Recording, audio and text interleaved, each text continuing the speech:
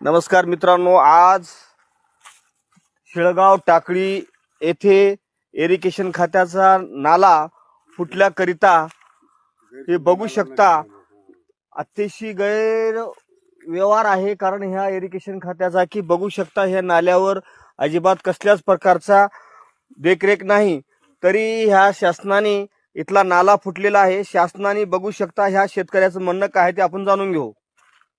कसं काय आहे पाटील या आपल्या शेतकऱ्याचं?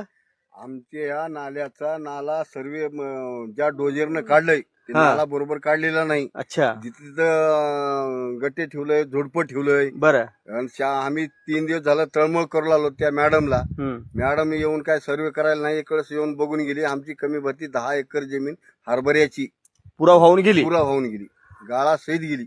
तलाठी मॅडम आलते का चौकशीला? आले नाही तर ते म्हणजे आमच्याकडे नाही। बरं, इरिगेशन खात्याकडे आहे। इरिगेशन खात्याकडे आहे। तर इरिगेशन खात्याचे कोणी अधिकारी आलेत का? अधिकारी कोणी येतो म्हणलेत आणि आले नाहीत। बर, तरी मित्रांनो ह्या शेतकऱ्याने अशी त्यांनी कठोर माहिती दिली, तरी बघू शकता हे बघा नाला फुटलेला आहे। इथं ह्या नाल्याने एक कमीत कमी 20 ते 25 एकर जमीन पुरा खसून गेली।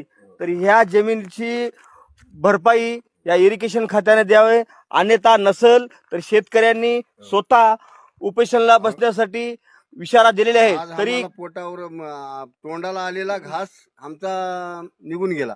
तरी इरिगेशन खात्याला माझी हातजोडी विनंती आहे की ह्या शेतकऱ्याची भरपाई द्यावी, अन्यथा नसल तर ह्यांनी उपोषणाला बसण्यासाठी तयार आहेत। धन्यवाद।